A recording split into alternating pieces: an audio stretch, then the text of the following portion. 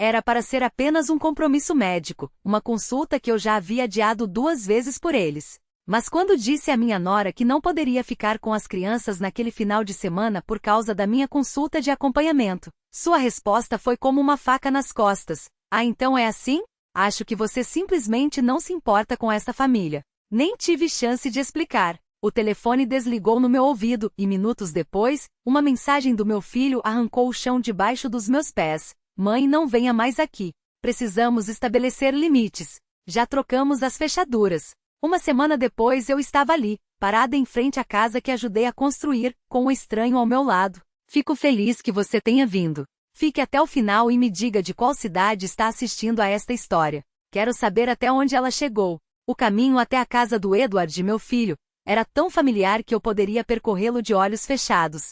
Quantas vezes não passei por ali, levando comida, roupas ou simplesmente para brincar com meus netos? Foi com o suor do meu trabalho na sapataria que dei a entrada daquele lar. E ali estava eu com a mão trêmula apertando a campainha sem resposta. Tirei a velha chave do bolso, tentei abrir a porta, mas ela não entrou. Sim, eles tinham mudado a fechadura. No dia anterior, enquanto dobrava roupas, o telefone vibrou alto na prateleira da cozinha, me assustando. O nome de Laura, minha nora, apareceu na tela. Sequei as mãos no avental e atendi com aquele celular antigo que Edward me deu anos atrás. Mãe, você está livre neste final de semana?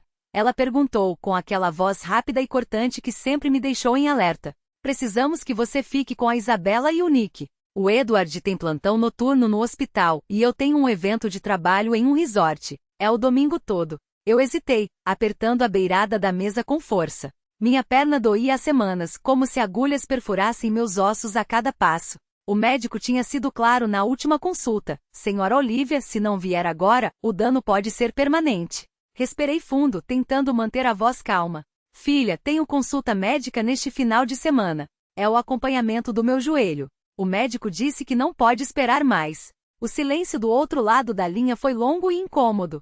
Ouvi apenas sua respiração, até que sua voz baixou não por preocupação, mas com um tom que gelou meu sangue. Ah, então a saúde da mãe é mais importante que a família do filho, é isso? Fiquei paralisada, como se tivesse levado um tapa. Do que você está falando, Laura? Tentei explicar, a voz tremendo. Já adiei 2 vezes e agora está insuportável. Não consigo ficar muito tempo em pé. Ela suspirou, aquele suspiro carregado de deboche que eu conhecia tão bem. Tudo bem, mãe. Acho que você nunca quis nos ajudar de verdade. Sempre diz que ama as crianças, mas na hora que precisamos, some. Abri a boca para responder, mas não tive chance. A ligação caiu. Aquele tom de descagem foi como uma porta batendo na minha cara. Fiquei ali com o telefone na mão e o coração em pedaços. Laura nunca foi fácil, mas aquilo foi como uma facada direto no peito. Tentei me convencer de que talvez fosse o estresse, um mal-entendido. Mas 2 horas depois, a mensagem do Edward me tirou o fôlego. Mãe, não venha mais aqui. É hora de estabelecer limites. Trocamos as fechaduras. Reli a mensagem várias vezes como se não fosse real. Será que o Edward, o filho que criei, realmente tinha escrito aquilo? Liguei 1, 2, 3 vezes. Ninguém atendeu. Na 4ª tentativa, uma gravação informou: o número discado não está disponível. Senti o sangue gelar. Meus joelhos doíam, mas nem isso importava mais. Vesti um casaco, peguei a bolsa e fui direto para a casa deles. Bati na porta com suavidade, depois com mais força. Laura, Edward, abram a porta para a mãe de vocês, gritei, a voz se perdendo no ar frio da tarde. A cortina do 2º andar se mexeu levemente. Vi uma sombra passar, e então a cortina foi fechada com um puxão. Meu coração batia tão forte que pensei que fosse explodir. Finalmente a porta da frente se abriu. Laura apareceu de braços cruzados no alpendre e me olhou de cima a baixo com aquele sorriso que sempre me fez sentir pequena. Você acha mesmo que pode aparecer aqui quando bem entende? Esta não é mais a sua casa. Era difícil falar, mas tentei manter a calma.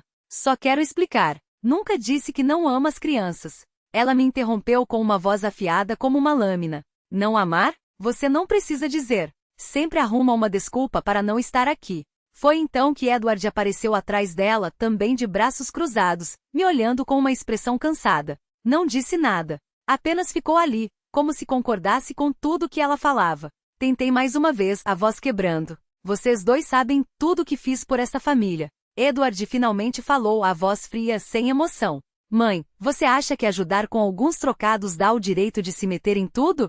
Estamos cansados. Você deveria se preocupar com a sua própria vida. Aquela frase foi como um martelo no peito. Alguns trocados. Eu havia garantido aquela casa com mais de 20 mil reais, sem contar o que gastei com o conserto do telhado, a pré-escola da Isabela, o plano de saúde do Nick. Todo mês eu mandava algo para que não afundassem nas contas. E agora aquilo era só alguns trocados.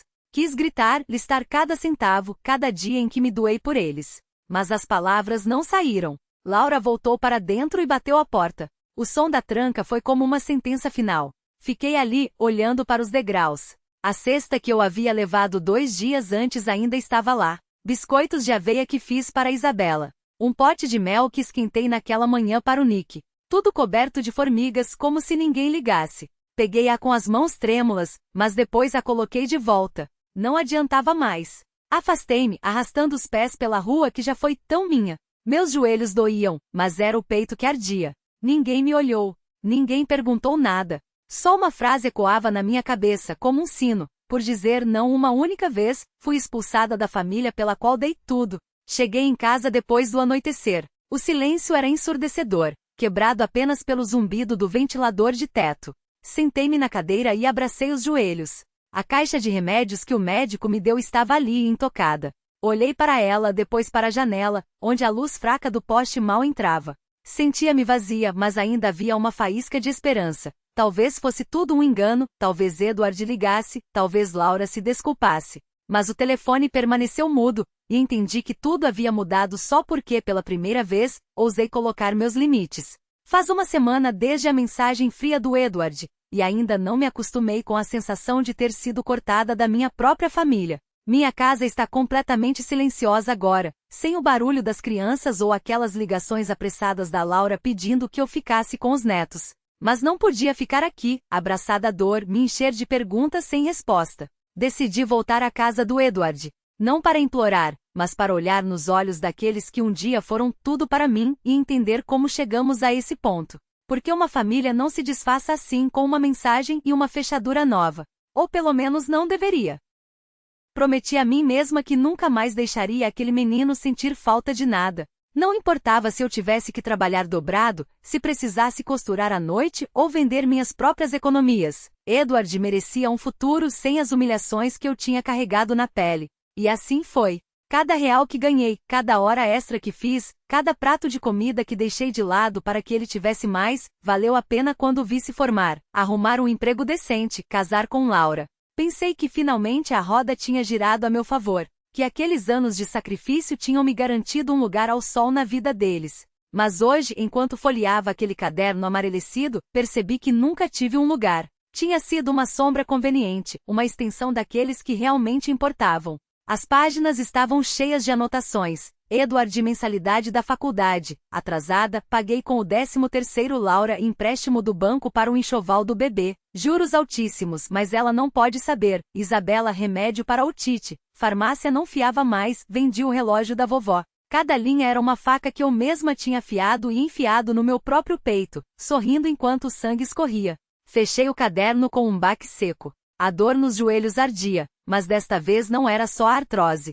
Era a memória de todas as vezes que me curvei, que engoli o orgulho, que fingi não ver os olhares de pena quando assinava cheques que sabia que não tinha como cobrir. E para quê? Para hoje ser recebida com uma fechadura nova e um silêncio que gritava mais alto que qualquer insulto. Levantei-me devagar, apoiando as mãos na mesa para não cambalear. O papel com o nome de Vincent Morales ainda estava ali como uma promessa ou uma ameaça, eu mesma não sabia dizer. Peguei o telefone, os dedos hesitantes sobre os números. Não era medo de ligar, era medo do que aconteceria se eu não ligasse. Porque pela primeira vez, entendi que a Olivia que tinha criado Edward, que tinha segurado a mão de Laura no parto de Isabela, que tinha passado noites em claro costurando para pagar contas alheias, essa Olivia já não existia mais. No lugar dela, havia uma mulher com as mãos vazias, um coração cheio de cicatrizes e uma pergunta queimando na garganta. Até quando vou pagar pelo crime de ter amado demais? O telefone tocou 1, 2 vezes. Na terceira, uma voz grave respondeu. Morales. Engoli em seco. Não tinha ensaiado o que dizer. Não tinha plano. Só tinha uma certeza. Não ia embora dessa vez sem respostas. Senhor Morales, minha voz saiu mais firme do que eu esperava. Acho que é hora de a gente conversar sobre o que vem depois daquele envelope. Aquele envelope na porta deles não era só papel e tinta. Era o peso de uma vida inteira dobrada ao meio, amassada nas mãos de quem só soube tirar. Cada linha daqueles recibos, o conserto do fogão, as vacinas de Isabela, o telhado depois da tempestade, era uma faca que eu mesma enterrei no peito, sorrindo enquanto a torcia. Porque mãe é assim, não é? A gente sangra em silêncio e chama de amor. Mas naquela manhã, com o café esfriando entre os dedos e a mensagem de Mary queimando na tela, algo dentro de mim se partiu de vez. Não era dor. Era uma clareza cruel, como o primeiro gole de pinga depois de anos de chá doce. Eles me apagarão. Não com palavras, não com gritos, com esse silêncio gordo que engole tudo que eu fui. Laura não precisava me xingar. Bastou um boato no grupo do bairro, um olhar de Isabela desviado no supermercado, e pronto, eu virei a louca, a chata, a velha que não sabe seu lugar. Peguei o caderno de contas novamente. Os números dançavam diante dos meus olhos, não eram só dólares, eram pedaços de mim. As noites sem jantar para pagar a formatura de Edward. Os dedos inchados de tanto lavar roupa alheia para comprar o vestido de Laura. A coluna doendo no sofá-cama enquanto eles dormiam na cama que eu comprei. E no final, obrigada, mas podia ser mais claro, e uma porta batendo na minha cara. Fechei o caderno com um estalo. Não era raiva. Era algo pior, era o vazio. O mesmo vazio que sentia quando ligava para Edward e a secretária eletrônica respondia, ou quando deixava recados na escola de Isabela e ninguém retornava. Eles não me deviam nada, eu sabia disso. O problema é que eu também não devia mais nada a eles. Levantei-me tão rápido que a cadeira rangeu. No armário, atrás das panelas que já não usava para cozinhar para a família, estava a caixa de sapatos com as fotos. Tirou-as uma a uma, Edward de fralda sorrindo com a boca cheia de mingau. Isabela aos 3 anos, abraçada na minha perna como se eu fosse seu porto. Laura, sim, Laura também estava lá no casamento, com aquele vestido que paguei, o sorriso perfeito para as fotos, os olhos frios quando achava que ninguém via. Guardei tudo de volta. Não era saudade. Era prova. Prova de que eu existi, de que amei demais no mundo onde amor é moeda barata, até acabar. O telefone vibrou de novo. Dessa vez, era uma notificação do banco, saldo insuficiente. Ri sem som. Poético, não? A vida inteira gastando o que não tinha por gente que nem lembrava do meu aniversário. E agora até o sistema me dizia, chega. Olhei pela janela. O sol batia nas folhas da árvore da calçada, fazendo sombras dançarem na parede. Lembrei-me de quando Edward era pequeno e a gente brincava de adivinhar os bichos que as sombras formavam. Mãe, olha, um dragão. Ele gritava, pulando. Hoje o dragão era eu, ou o que sobrou dela. Peguei a bolsa, o casaco surrado e saí. Não tinha destino. Só sabia que não voltaria para aquela casa vazia, não daquele jeito. Se eles queriam uma estranha, teriam uma. Se queriam uma mãe de aluguel, que arrumassem outra. Mas antes, havia uma última coisa a fazer. Apertei o telefone com força. Quando Morales atendeu, minha voz não tremia mais. Senhor Morales, disse, olhando direto para o sol sem piscar. Acho que a senhora tem razão. É hora de eles pagarem. Não pelo dinheiro.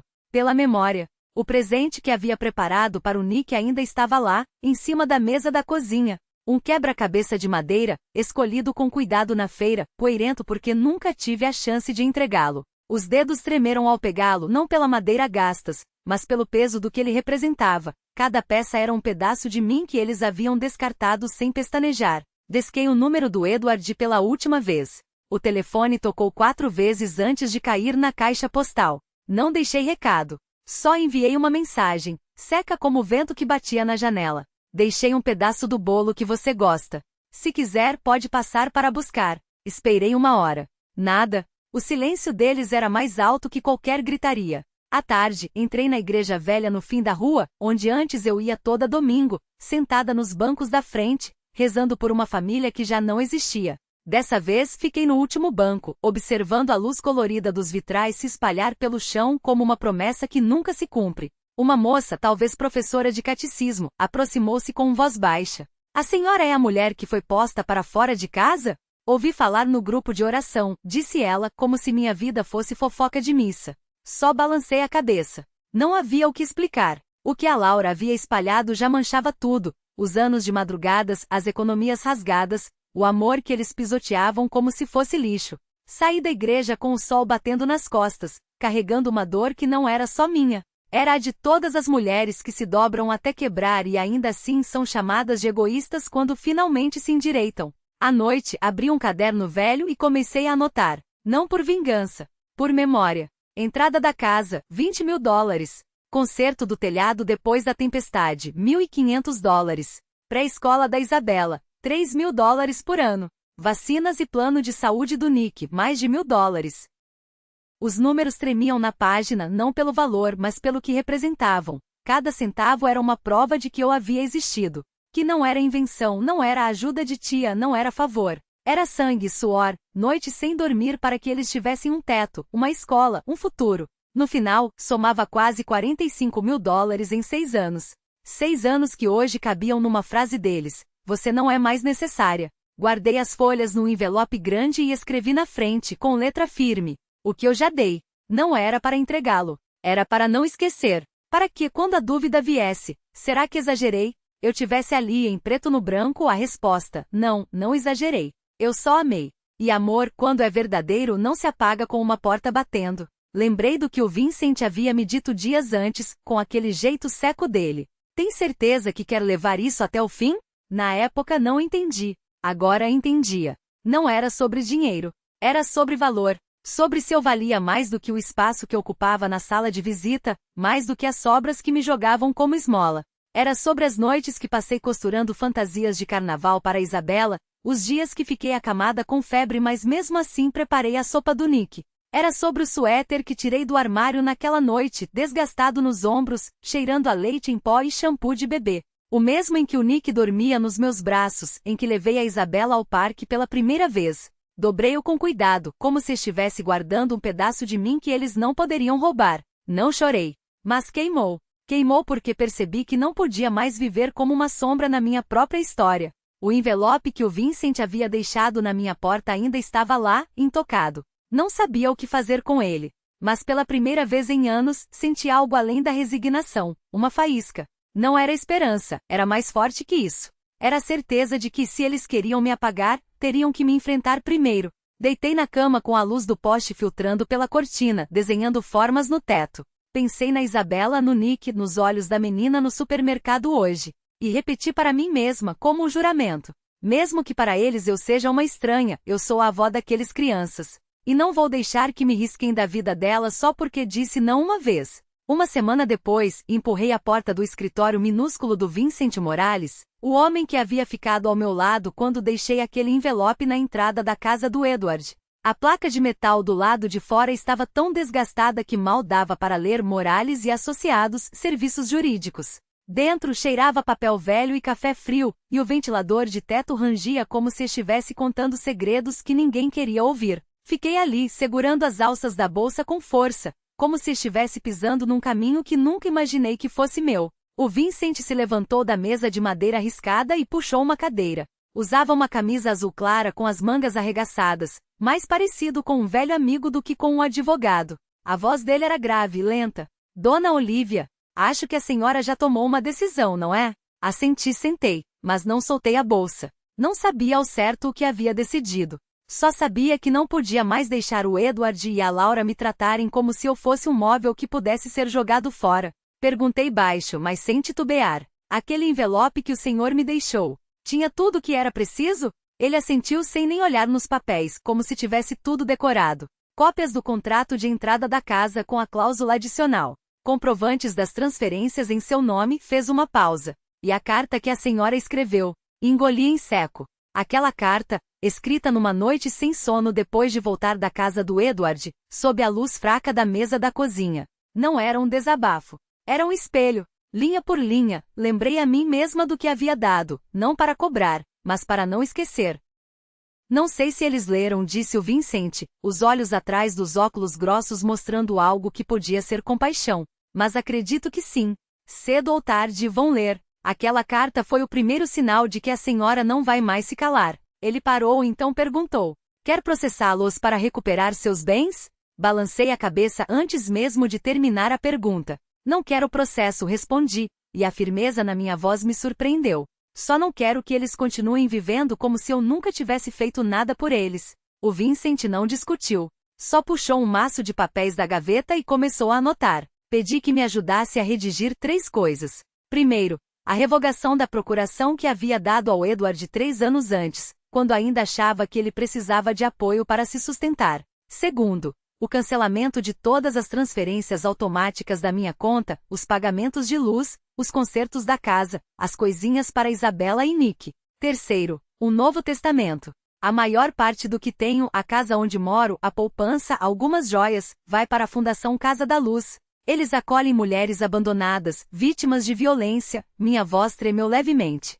Uma parte pequena, quero que seja uma bolsa para Isabela e o Nick. Mas só se eles vierem me procurar de coração. O Vincent escreveu rápido sem perguntar. Quando terminou, empurrou os papéis para mim e disse: conheço uma advogada jovem que trabalha com a Casa da Luz. Se quiser, posso apresentá-los. Assenti. E pela primeira vez em semanas, não senti o silêncio me sufocando. Ele não me julgou. Não me deu falsas promessas. Só trabalhou com a certeza de quem já viu muitas histórias como a minha. Não sei quase nada sobre ele, só que era um homem que entendia uma coisa. Às vezes, a justiça não vem dos tribunais. Vem de uma mulher que, depois de anos se curvando, finalmente se levanta. Descobri depois, por um comentário solto de Vincent, que ele havia sido amigo de alguém do bairro e que agora fazia aquilo por gente como eu. Pessoas descartadas pela própria família.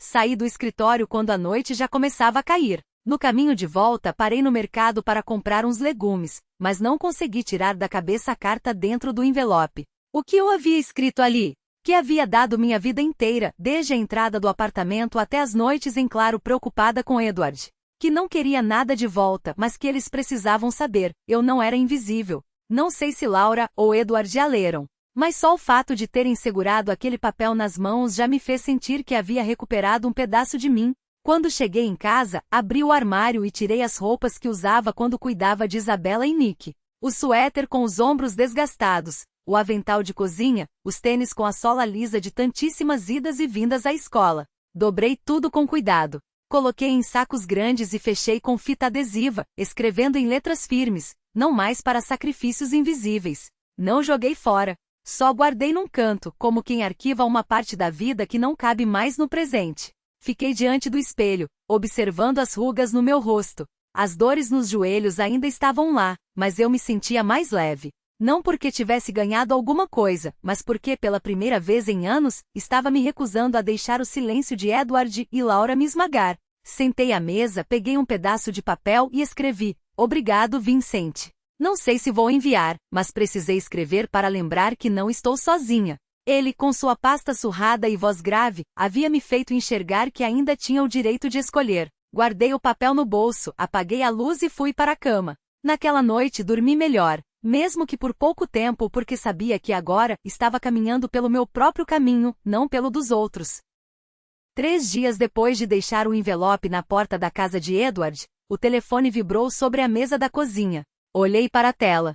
Era ele. Senti um pequeno aperto no peito, não de esperança, mas de quem está pronta para o que vem. Atendi com a voz calma. Alô? A voz de Edward soou mais suave do que eu lembrava, como se quisesse consertar algo. Como você está, mãe? Faz tempo que não conversamos.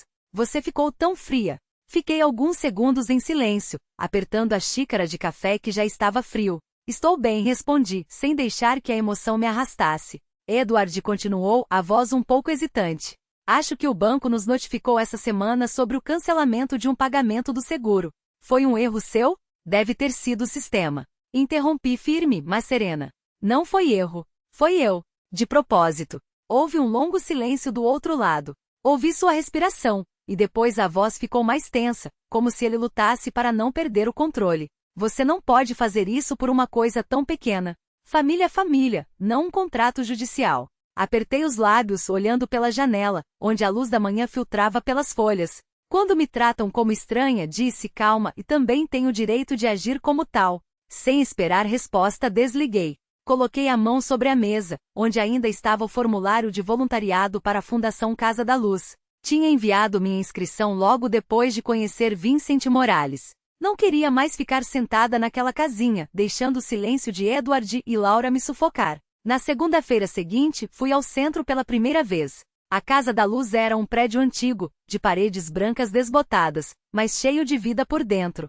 Fiquei responsável por ensinar leitura e escrita a um grupo de mulheres. Quase nenhuma havia pisado numa escola. Elas se sentavam em torno de uma mesa de madeira, segurando os lápis com dedos trêmulos, mas os olhos brilhavam cada vez que conseguiam escrever o próprio nome. Ensinei-as com paciência, corrigindo cada letra vacilante. Uma mulher, mais ou menos da minha idade, segurou minha mão depois da aula e disse: "Obrigada, Dona Olivia. Consegui escrever o nome da minha filha pela primeira vez." Sorri para ela, mas senti um nó na garganta. Também havia ensinado Isabela a escrever. Só que agora ela nem me chamava mais de vó. Todas as segundas e quintas, eu ia à Casa da Luz. Além das aulas, ajudava a preparar comida com o grupo. Fazíamos bolos de milho, cozinhávamos feijão, picávamos legumes entre risadas e conversas. Um dia, li uma carta de agradecimento de uma menina de 16 anos, obrigada a se casar aos 13. Ela escreveu: "A irmã da Casa da Luz disse que eu podia aprender um ofício, que podia viver sozinha. Nunca achei que valesse tanto." Dobrei a carta e guardei na bolsa, o peito aquecido. Percebi que não precisava mais ouvir vozes de crianças ou ser chamada de vó todas as noites para me sentir valiosa. Não queria ser aquela pessoa que só servia quando precisavam de ajuda de graça. Uma noite cheguei tarde em casa, os pés doloridos depois de um dia inteiro no centro. Abri a geladeira, peguei a caixa de leite e me sentei à mesa da cozinha. A luz amarela iluminava o calendário pendurado na parede. O aniversário de Isabela estava próximo, faltavam poucos dias. Lembrei que ela adorava desenhar, que gostava de cartões coloridos. Peguei meu antigo kit de aquarela e comecei a fazer um para ela. Desenhei uma casinha com árvores ao redor e uma mulher mais velha sorrindo na porta. Abaixo, escrevi: "Sua avó nunca esqueceu de você. Só aprendeu a se lembrar de você sem pedir permissão." Dobrei o cartão, coloquei no envelope, mas não enviei. Quis guardá-lo como lembrança de que ainda amo meus netos, só que agora do meu jeito. Nos dias seguintes, continuei indo à Casa da Luz. Já me acostumava com os novos rostos, Dona Maria, que me ensinou a fazer um mole de verdade, a jovem Ana, que me contou como o marido a expulsou de casa por pedir dinheiro para o remédio do filho. Cada história era uma cicatriz, mas também uma pequena luz, porque todas estavam seguindo em frente, assim como eu. Não checava mais o celular a cada hora esperando uma mensagem de Edward. Não abria mais a caderneta para contar o dinheiro que havia dado. Só queria viver, de verdade, por mim mesma. Numa tarde de quinta, depois da aula, fiquei para o chá com Dona Helena, a diretora do centro. Ela me entregou uns papéis do fundo de bolsas de estudo que havia pedido a Vincent para criar em nome de Isabela e Nick. "Dona Olivia", disse ela, "você está fazendo isso porque ama seus netos, não é?" Assenti sem dizer nada. Mas senti como se um peso tivesse saído de mim. Ela tinha razão. Não estava apenas cuidando do amor que sinto por eles. Também estava me resgatando. Naquela noite cheguei em casa, abri a janela para entrar o ar fresco, peguei o cartão que havia pintado para Isabela e olhei novamente. Não sei se ela algum dia vai recebê-lo, mas entendi que não preciso mais da permissão de ninguém para amar. Guardei-o em a varanda quando o telefone tocou. Um número desconhecido. Por um instante hesitei, o velho hábito de esperar que fosse Edward, que tivesse mudado de ideia, que precisasse de mim. Mas não era mais assim. Não era mais eles quem ditavam os meus passos. Atendi com a voz firme, sem pressa. "Alô? Olivia." A voz do outro lado era suave, mas hesitante. Uma mulher mais jovem, com um sotaque que não reconheci de imediato. "Meu nome é Sophie. Sou assistente social no abrigo Casa da Luz. A senhora conhece uma moça chamada Sarah?" Meu coração deu um pequeno salto. Sarah, a garota que tinha olhado para mim como se eu fosse a primeira pessoa no mundo a enxergá-la de verdade. "Sim, claro. O que aconteceu?" Ela pediu que eu ligasse para a senhora. Uma pausa. Sarah conseguiu um emprego em uma oficina de costura. Não é grande coisa, mas é um começo. Ela quis que a senhora soubesse, que foi a senhora quem a fez acreditar que podia. Fechei os olhos. Não por tristeza, não por saudade dos que se foram, mas por uma espécie de gratidão quente, como o sol batendo nas costas depois de um inverno longo. "Obrigada por me contar, Sophie." Ela também deixou algo para a senhora. Outra pausa. "Um bilhete. Posso ler? Por favor." A voz de Sophie ficou mais baixa, como se estivesse segredando algo precioso. "Senhora Olivia, hoje eu assinei meu primeiro contra-cheque. Minha letra ainda está feia, mas é minha. Obrigada por me ensinar que a gente não precisa de permissão para ser feliz. Um dia, eu quero ser como a senhora." Quando desliguei, o telefone ainda tremia levemente na minha mão. Não eram lágrimas, era algo maior, algo que não cabia em choro. Era a certeza de que aos poucos eu estava plantando coisas que não apodreciam, coisas que não dependiam de um obrigada forçado ou de um abraço por obrigação. Voltei para a cozinha, peguei o caderno marrom e anotei, com a mesma caneta que tinha comprado naquele dia no sebo. Hoje, Sara assinou seu nome sozinha. E sem querer, assinou o meu também, não como mãe, não como avó, mas como Olivia. A que aprendeu a soltar o que não a deixava voar. Naquela noite, enquanto arrumava a mesa para o jantar, só para mim, com um prato de sopa, um pão fresco e uma vela acesa, pensei em como a solidão pode ser um lugar cheio de companhia. Não a solidão que sufoca, mas aquela que respira, que deixa espaço para o que realmente importa. E pela primeira vez em anos, não me senti sozinha. Sentia-me simplesmente em casa. A chuva caía suave sobre a terra do jardim enquanto eu permanecia na varanda, os dedos apertando levemente a madeira gastas do corrimão. A água molhava a terra com um som quase imperceptível, como um sussurro de algo que ainda tinha para ser dito. O frio mordia a pele, mas eu gostava dessa sensação. Era como um lembrete de que ainda estava viva, ainda sentia. Foi então que ouvi batidas na porta, leves, mas insistentes, como se quem estivesse do outro lado soubesse que eu não iria ignorar. Enxuguei as mãos no avental, o mesmo que usava há décadas, manchas de farinha e memórias costuradas em cada linha, e abri. Lá estava Edward. Mais magro do que na última vez que o vi, a barba por fazer cobrindo um rosto que já não era mais o de um menino, mas de um homem esgotado. Os olhos fundos, como se tivessem visto demais e dormido de menos. Nos braços carregava Nick embrulhado em um cobertor fino demais para o frio da noite, dormindo com a boca entreaberta. Ao seu lado, Isabela segurando uma sacola plástica amassada com força, os olhos arregalados como se estivessem lutando para não transbordar. Não disse nada.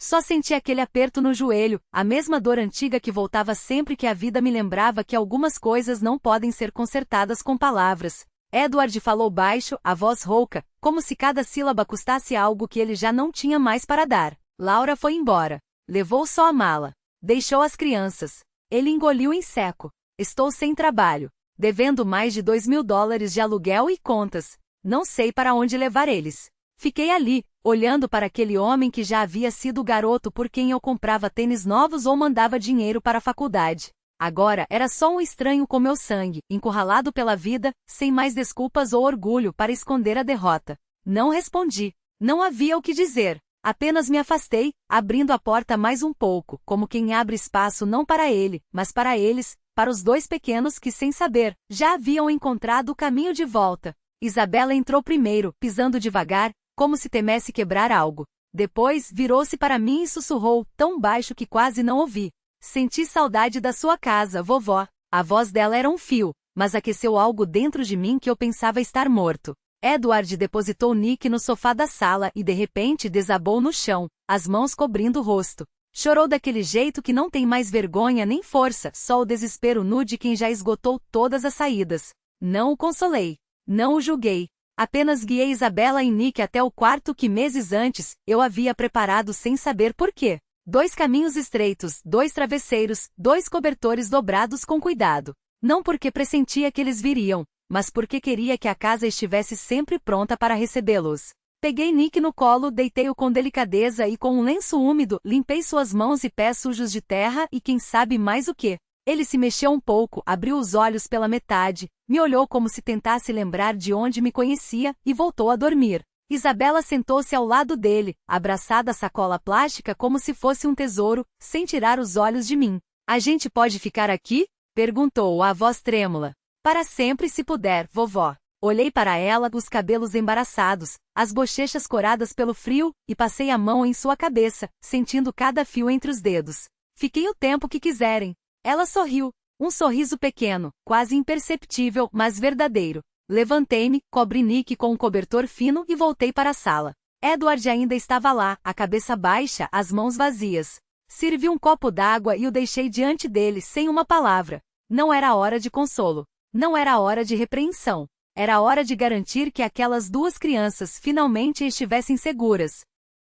Quando entrei no quarto novamente, Isabela tinha tirado os sapatos e sentava-se na cama, retirando da sacola uma boneca velha, o presente que eu lhe dera 2 anos antes, quando ela ainda acreditava que o mundo era um lugar gentis. Eu sempre cuidei dela, disse, apertando a boneca contra o peito. Assenti, sentei-me ao seu lado e senti aquele calor se espalhar dentro de mim, como se algo que estava quebrado começasse, devagar, a se recompor. Não precisava que Edward pedisse perdão. Não precisava que Laura voltasse. Precisava só daqueles dois, das duas vidas que eu amara desde o primeiro choro, desde o primeiro abraço apertado. Naquela noite preparei uma panela de sopa de frango, e o cheiro encheu a casa de uma maneira que há muito não acontecia.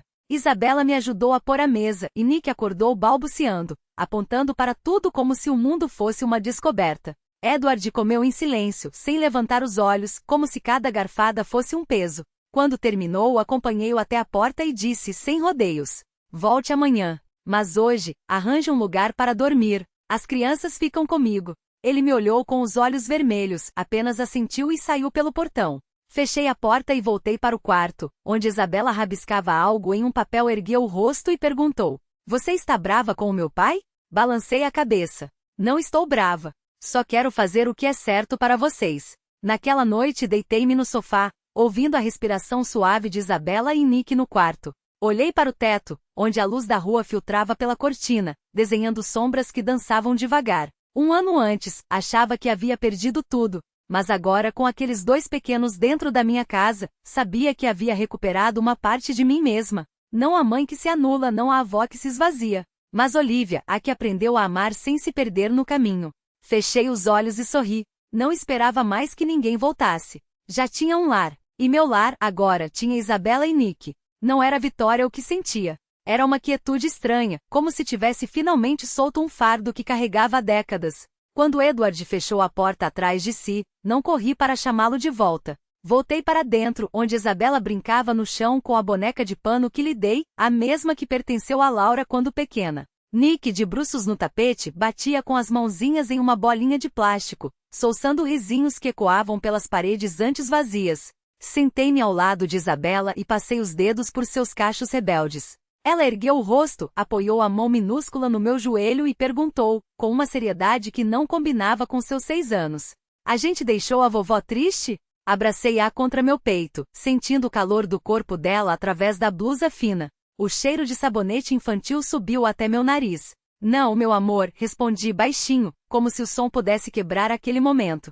Com vocês aqui, esta casa finalmente virou um lar. À noite, levei as crianças para o quarto que agora dividiam. Contei para Isabela a história da menina e do gatinho perdido, a mesma que repetia quando ela ainda cabia no meu colo como um novelinho.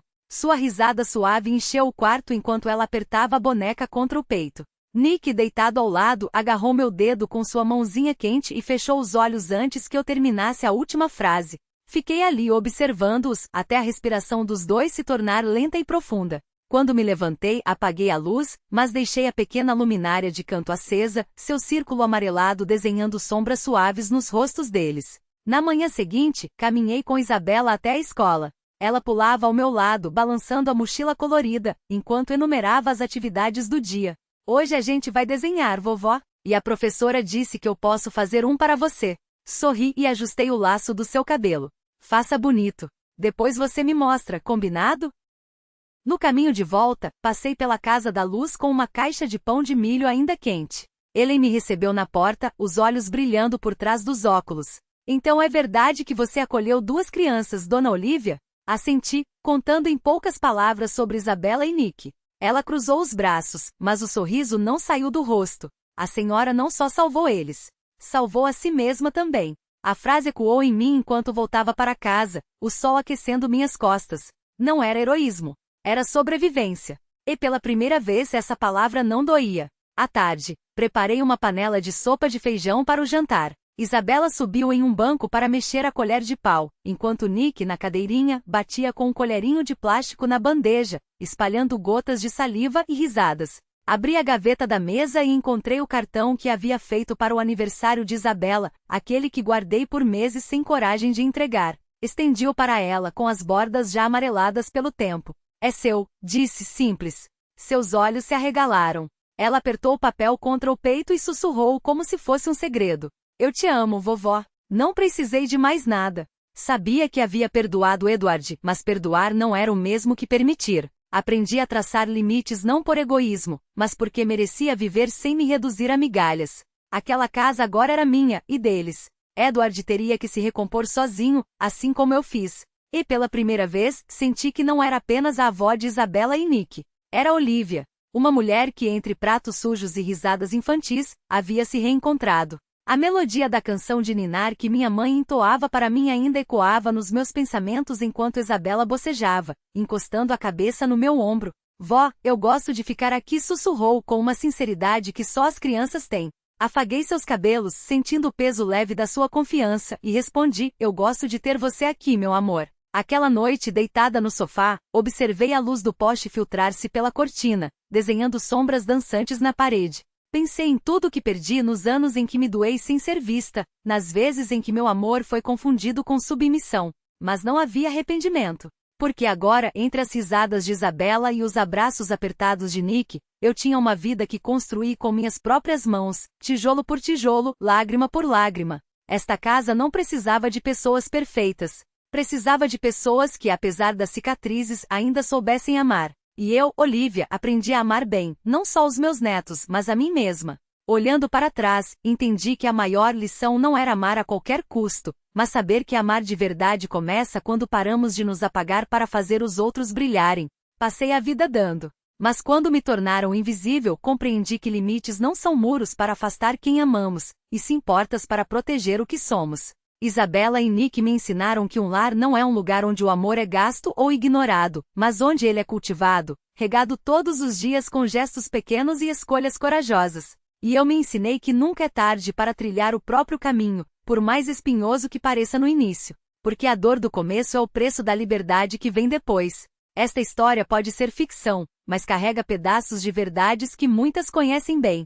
Nomes e lugares foram mudados para guardar quem viveu tudo isso, não para julgar, mas para fazer você parar e refletir. Quantas mulheres, quantas mães, quantas avós estão sufocando em silêncio dentro das próprias quatro paredes? Eu pergunto com o coração na mão, se fosse você no meu lugar, o que faria? Calaria para manter as aparências ou enfrentaria o medo para resgatar a própria voz? Quero saber o que você pensa, porque cada história que compartilhamos é uma faísca capaz de iluminar o caminho de alguém no escuro. E eu acredito, com uma fé que já moveu montanhas, que a coragem nos leva a dias melhores. Enquanto isso, deixo aqui no final, duas das histórias mais queridas deste canal. Prometo, elas vão te surpreender. Obrigada por ficar até aqui. Que a sua vida seja tão cheia de luz quanto a casa que eu, enfim, escolhi habitar.